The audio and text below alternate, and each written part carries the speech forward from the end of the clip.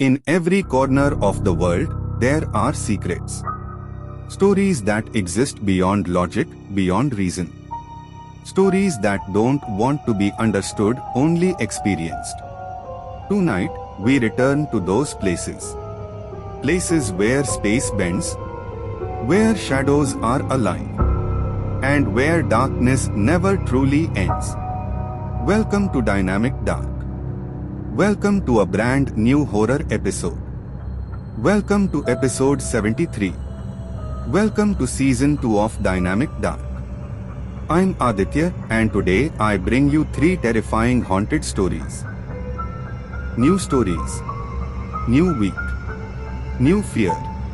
In our last episode, episode 72, we explored haunted horror creepypasta tales that left many of you unsettled. If you missed it, the link is in the description below. Make sure to check it out. And now, let's begin episode 73. If you are new here, don't forget to like, subscribe, and turn on the notification bell if you dare to see what comes next. Tonight, we'll explore 3 chilling stories, each one more disturbing than the last. The first story is the airport gate. The second story is the convention hall. And the third story is the warehouse. If you love horror like this, then you are in the right place. Because only on Dynamic Dark will you experience classic creepypasta style horror, blended with psychological fear and haunting, unexplained darkness. For the best experience, put on your earphones or headphones. Let the silence, the suspense, and the shadows consume you. And if your room lights are on, turn them off for a more cinematic and terrifying experience. Now, let's begin today's first story. The airport gate. The airport gate was already massive.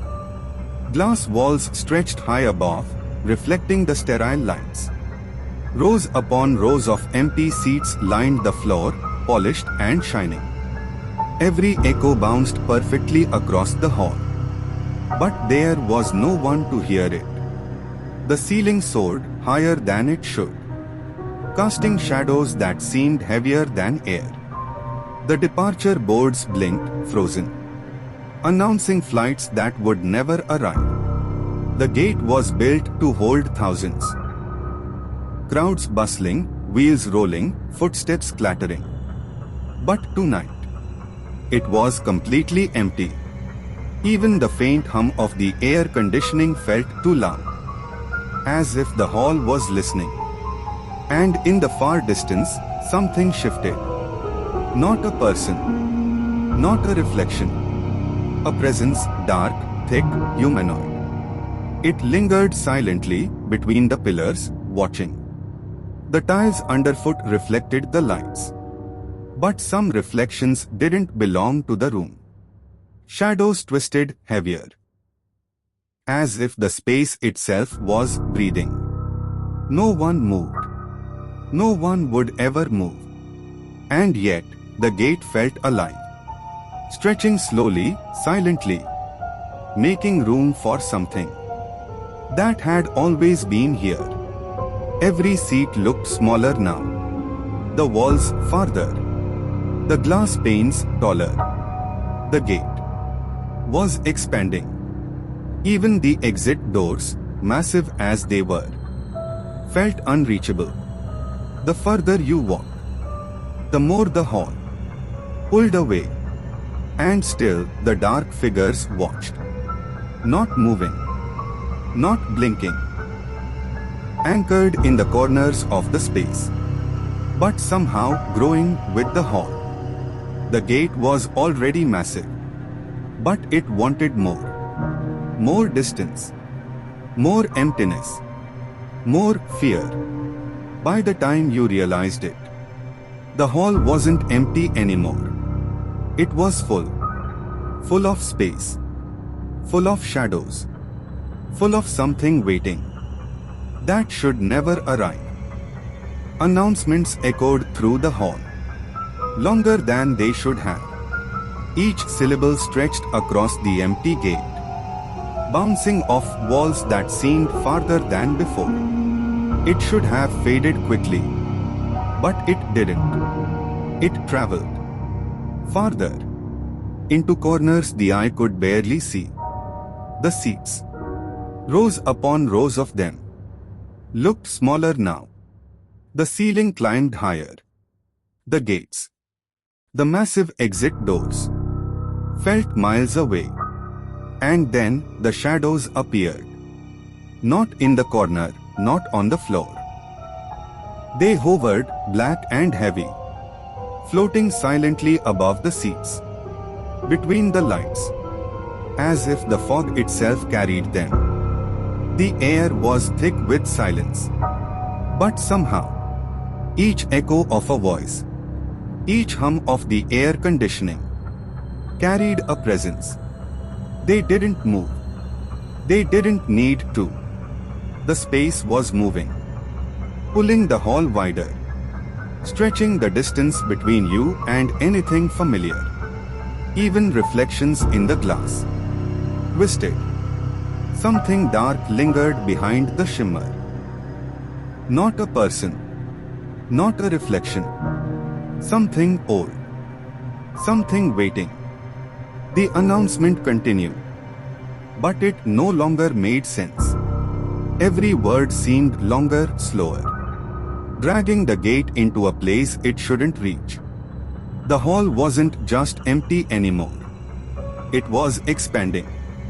Every echo, every shadow, every breath, stretching the gate further into something unknown.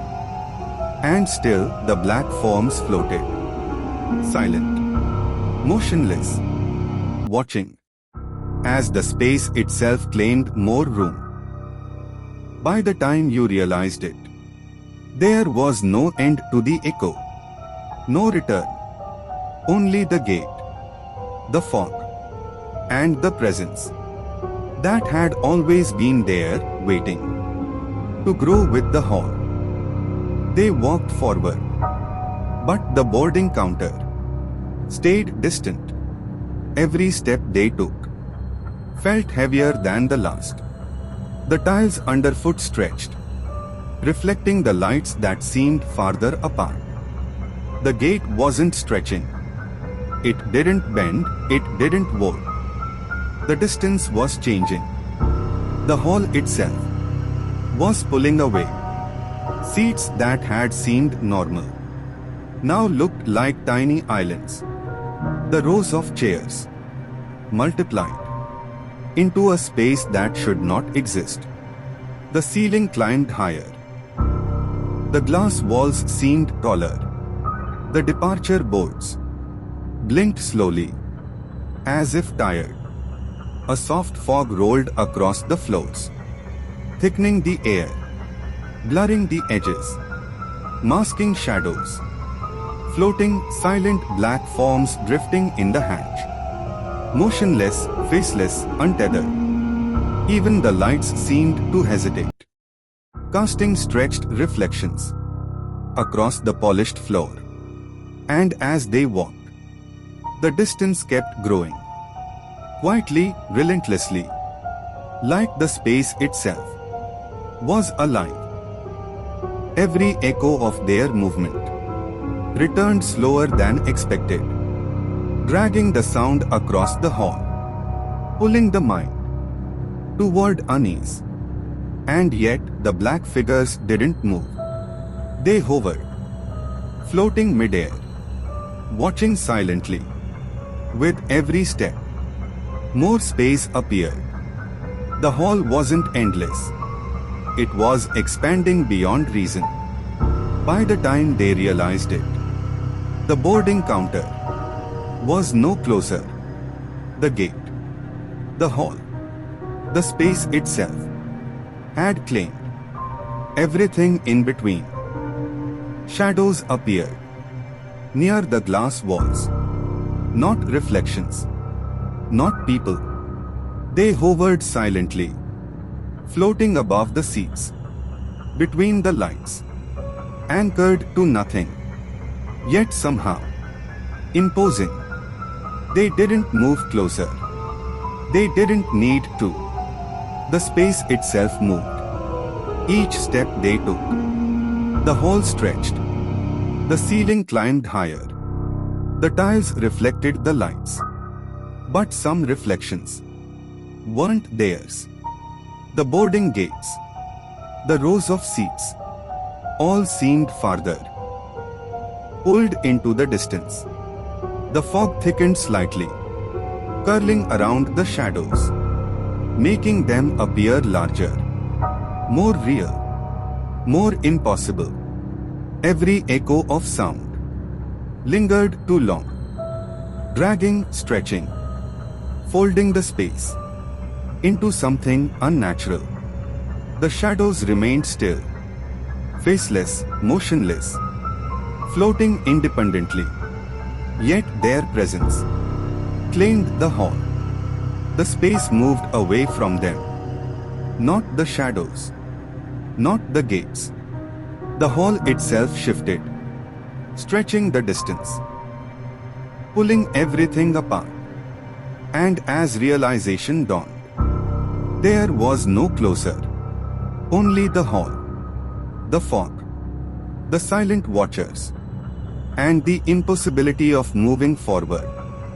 By the time it ended, the airport gate wasn't empty. It was alive, not with people, not with flights, but with the presence that had always been there, watching, floating, waiting. The ceiling climbed higher, farther than it should. Lights flickered faintly, casting long, distorted reflections across the polished floor. The seats, rows upon rows, looked smaller now, like islands in a vast sea of emptiness. The gate numbers, once close, familiar, now felt miles away. The walls stretched. The glass reflected, but not accurately. Shadows lingered where they shouldn't, floating silently above the seats. The airport wasn't empty anymore. It was occupied by space itself. Every echo, every hum, traveled too far, too slow, as if the hall had grown overnight, taking more distance with every sound. The fog drifted through the air, curling around the thick black silhouettes, adding weight to their presence, making the emptiness even heavier. The boarding counters, the far exits, the ceiling, all seemed to retreat, moving farther, stretching impossibly. The ghosts didn't move. They hovered, faceless, silent, untethered, floating midair, witnessing the impossibility of scale. By the time you noticed, you were no longer in the airport you knew. The space had claimed it, occupying it, making it alive, not with people, but with distance, emptiness, and shadows. Every step felt slower, every movement pulled by the hall itself. And in that realization, the airport was no longer just a building. It was a presence, a living, impossible expanse, waiting silently. The gate was never meant to board passengers. No announcements, no departures, no arrivals on the screen. It was expanding, not outward, not upward, but inward, to make room for everything that arrived. Without a flight, the ceiling no longer felt like a limit. It drifted higher, as if the building was still being constructed around something unseen. The seats were insignificant now, Tiny. Meaningless. The gate number had lost its purpose. A symbol without a function. The shadows hovered silently. Thick, humanoid. Faceless. They weren't waiting. They had already arrived. The fog moved slowly across the floor. Not pushed by air, but drawn forward. As if the hall itself was breathing. Every reflection in the glass felt delayed. Not wrong. Just late. Time stretched. Distance stretched. The airport didn't serve people anymore. It served space. It widened itself. Hall by hall. Gate by gate. Making room for presences that didn't need tickets. Didn't need names. Didn't need permission. Nothing chased them. Nothing followed. Because there was nowhere left to go. The gate stood open. Not as an exit, but as a threshold. And in that endless hall, under that impossible ceiling, among floating shadows and silent fog, the truth settled in. The airport was never empty. It was preparing. The second story is the convention hall. The convention hall was enormous. A single space without borders. Wide floor. Blinding white lights. A ceiling so high, it felt detached from the ground. Built to hold thousands. Voices. Crowds. Applause. Tonight, it held nothing. No banners. No stages. No chairs arranged in rows. Just space. The lights stayed on. Bright and unforgiving. Revealing every corner. And somehow, nothing inside them. Every step echoed too clearly. The sound didn't bounce back. It traveled forward. Longer than expected. The floor stretched wide.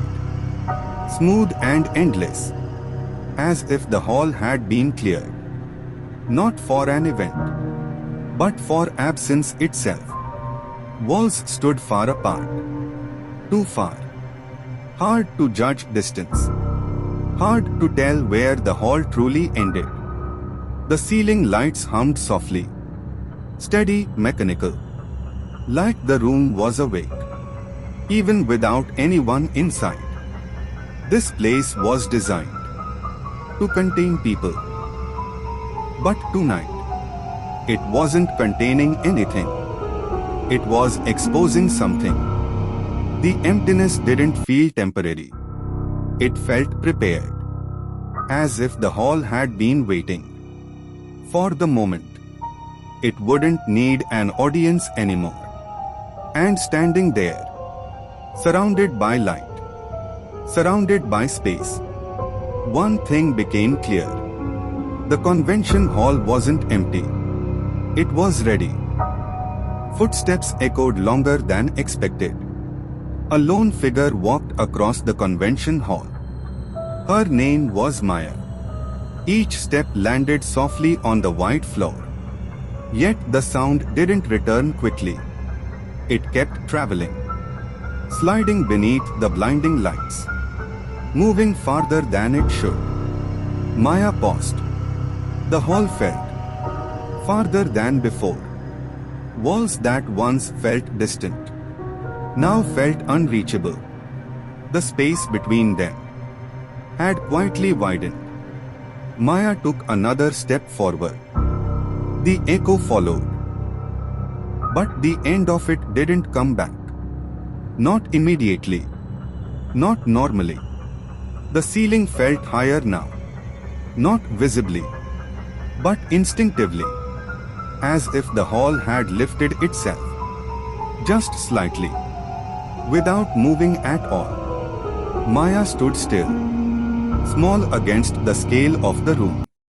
Surrounded by light. And too much empty space. Every sound lingered. Footsteps, breathing, even the absence of noise felt stretched. The hall wasn't responding the way rooms should. It wasn't returning sound. It wasn't returning distance. It was absorbing it. The far wall no longer felt like a boundary. It felt optional. Walking didn't shorten the distance anymore. It only confirmed how vast the hall had become. The convention hall had begun to feel larger without changing shape. And Maya felt smaller without moving at all. That was the first unease. Not fear, not panic, just the quiet realization that the space was no longer fixed. They walked toward the opposite end of the hall. It never came closer. The far wall stayed exactly where it was, unchanged in shape, unchanged in size. Yet somehow, farther away, each step added distance. The lights above remained fixed, bright and steady, but the floor beneath Maya felt longer with every movement. The hall wasn't endless. It was retreating. The space pulled itself backward, quietly, without sound, without motion. Walking didn't reduce the gap. It confirmed it. The ceiling seemed higher now, not because it rose, but because the floor fell away. Maya stopped. The echo of her footsteps continued forward, traveling farther than her body could. The wall ahead looked solid, clearly visible, yet unreachable. Perspective broke down. Distance lost meaning. The hall had decided that moving forward no longer meant approaching anything. Every step rewrote the scale. The lights felt farther apart. The floor felt wider. The walls felt optional. The convention hall was no longer a container. It was a mechanism, a space designed to create distance, not close it. Maya stood still, and even then, the hall felt like it was moving, retreating, not endlessly, not infinitely, intentionally. Figures stood near the pillars, tall, wide, silent, not silhouettes cast by light, not reflections stretched by distance. They were solid in their absence. Thick shapes, darker than the shadows around them, standing where the light refused to settle. They didn't follow. They didn't approach. They didn't need to. The hall adjusted. The space between Maya and the figures quietly widened. The pillars seemed farther apart now, their bases drifting outward, as if the floor itself was rearranging to keep distance intact. Each step Maya took didn't reduce the gap. It preserved it. The figures remained still, faceless, humanoid, untethered to the ground. The ceiling felt higher again, not because it moved, but because the hall made room. The hall expanded to keep them apart. Sound faded quicker near the figures. Light dulled around their edges. They absorbed presence. Without motion, Maya realized the hall was no longer neutral. It wasn't trapping her. It was organizing the space, separating observer from observed. The figures near the pillars were not obstacles. They were markers, points the hall refused to let her reach. And as the distance grew, one thing became clear. The hall wasn't expanding endlessly. It was expanding with purpose. Lights failed to reach the far end. They shone forward, but not far enough. The brightness dissolved before touching the wall, as if the distance was too great for light to survive. The ceiling disappeared into darkness. Not shadow, not absence of bulbs. Darkness, dense, unbroken. The hall felt heavier, not emotionally, physically, as if space itself had weight. The air pressed down slightly, subtle at first, almost ignorable. Maya felt it in her shoulders, in the way her breath slowed, in the effort it took just to stand still.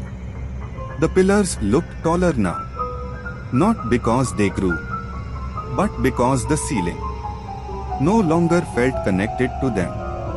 The top of the hall had vanished, leaving the space unfinished, open to something unseen. Sound behaved differently here. Footsteps didn't echo upward anymore. They fell flat, absorbed by the floor. Light did the same. It touched surfaces, then stopped. The hall was no longer reflecting reality. It was containing it. The figures near the pillars remained where they were. Tall, wide, still. But the distance between them and Maya felt immense now. Not stretched, weighted, as if every meter of space carried mass. Walking forward felt slower, not because of fear, but because movement required effort. The hall resisted. The floor didn't tilt. The walls didn't close in. Instead, the space thickened. Invisible, heavy. The ceiling above felt impossibly far away, yet also pressing down, as if depth and height were collapsing into the same sensation. Maya realized the hall wasn't growing. It was densifying. More space, packed into the same shape. The farther she looked, the less defined things became. Edges softened, lines blurred. Distance wasn't empty anymore. It was filled with pressure, with presence. The figures didn't move, yet they felt closer than before. Not in location, in influence. The hall had stopped being a container and started behaving like a body, breathing slowly, holding weight, adjusting balance. Light struggled here, sound struggled, even thought felt slower.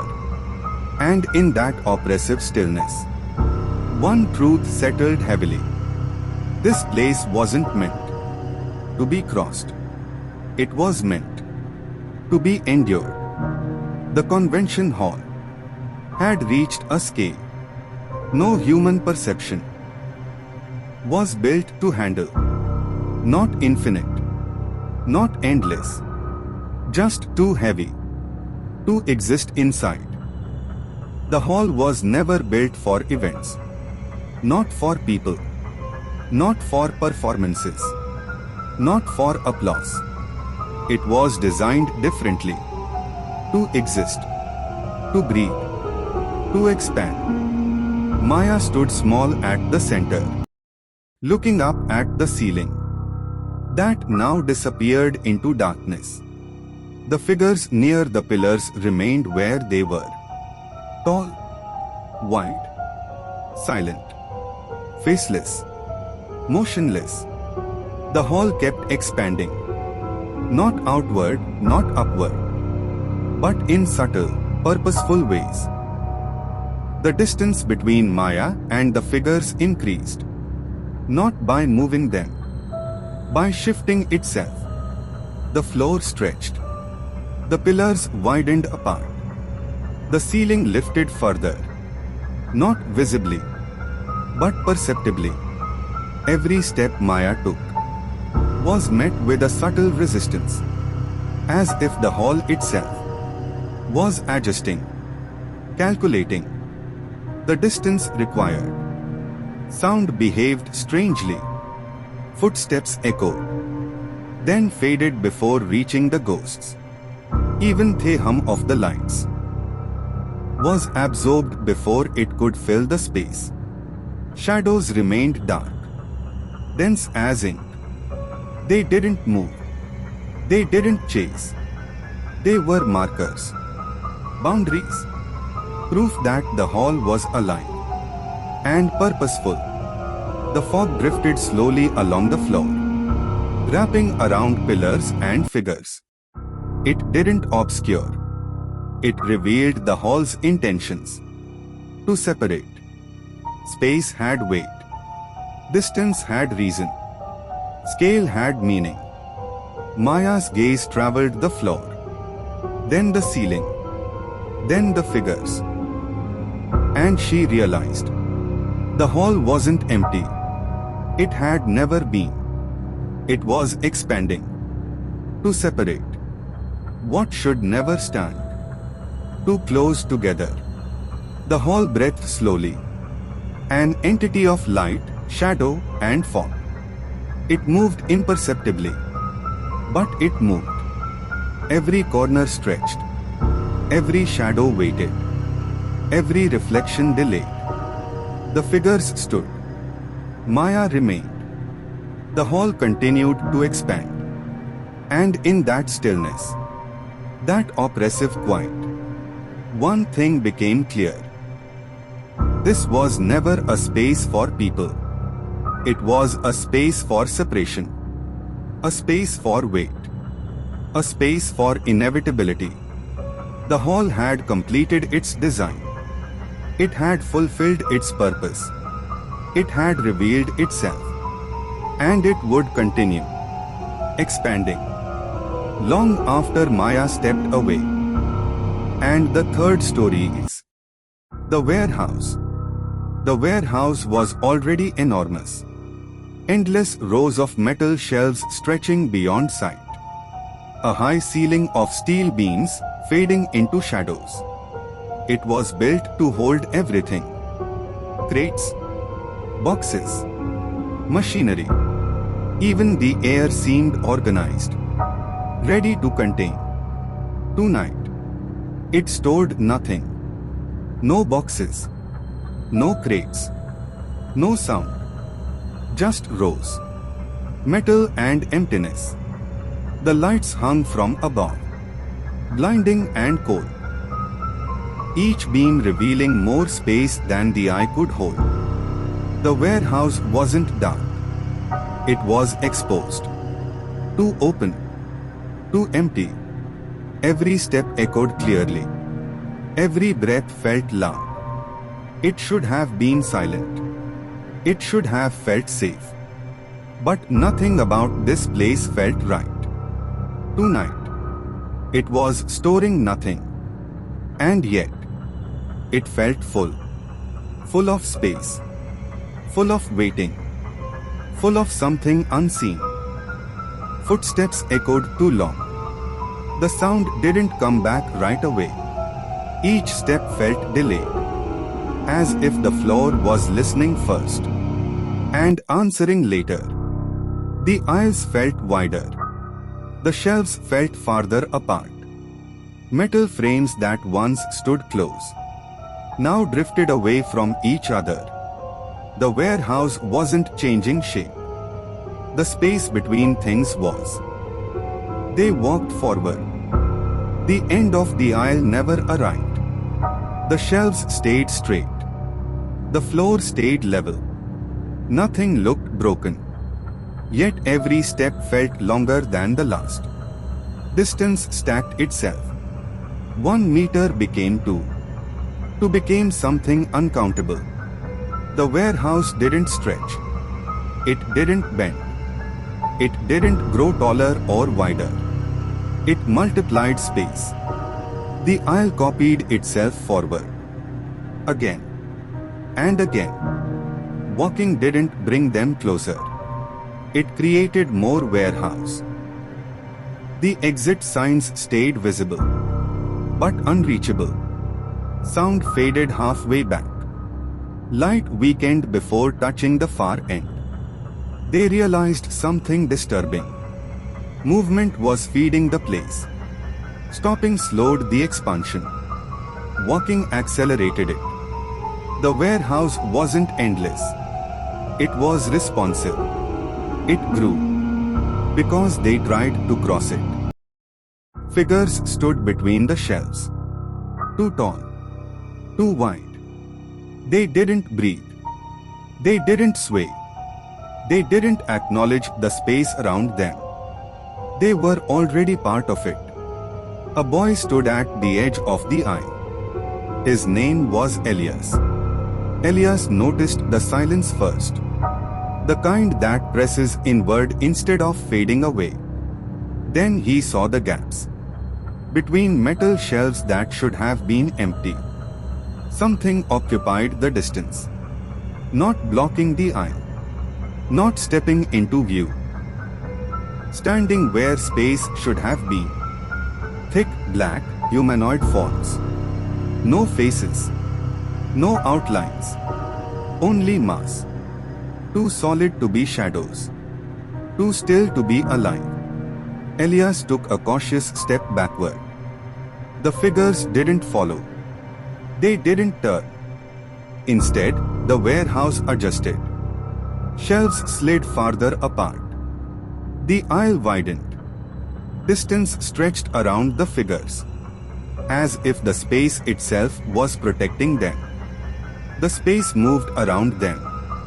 Elias felt smaller with every second. Not because the figures grew, but because the warehouse did. He understood something then. The figures weren't invading the warehouse. They were being preserved by it. The expansion wasn't a malfunction. It was containment. Lights stopped reaching the back. They weakened halfway through the aisle and surrendered before touching the end. The ceiling began to fade. Not collapse. Not rise. It simply withdrew into darkness. Steel beams disappeared one by one, as if depth itself was being erased. Elias felt the air thicken. Breathing took effort. Standing felt heavier than walking ever had. The warehouse didn't feel larger. It felt denser, as if space itself was stacking up. Distance layered over distance. Height pressed downward. Width crowded inward. Without closing in. The shelves below looked smaller now. Not farther. Smaller. Elias realized the scale was shifting around him. The ghosts between the aisles hadn't changed. They remained tall, wide, unmoved. Everything else shrank. Sound collapsed into silence. Even echoes failed to return. Light bent before reaching the figures, sliding away from them, refusing to settle. The warehouse had stopped behaving like a place. It was becoming a volume, a container designed to hold more than structure, more than people, more than absence. Elias felt insignificant, not threatened, measured. The weight wasn't emotional. It was architectural. The warehouse wasn't empty. It was preparing to hold what no space was meant to support. The warehouse was never meant to store objects. It kept expanding, to separate everything that should never be kept together. So that was the end of episode 73 of Dynamic Dark. If these chilling tales and haunted stories made you shiver, Tell us in the comments which story kept you awake tonight. The most terrifying comment. I, Aditya, will pin it. Don't forget to like, subscribe, and enable notifications bell so you never miss our next descent into the unknown. And share this video with your friends and family if they can handle the fear. Have a haunted location, creepy encounter, or urban legend to share? Drop it in the comments. The idea with the most likes will be featured in our next episode. Episode 74 is coming soon, where we will dive deep into Indian horror stories, uncover darker mysteries, cursed places, and secrets that linger where the shadows never sleep. Stay tuned, keep watching, and dare to explore the terrifying unknown with Dynamic Dark every episode at 7:45 p.m.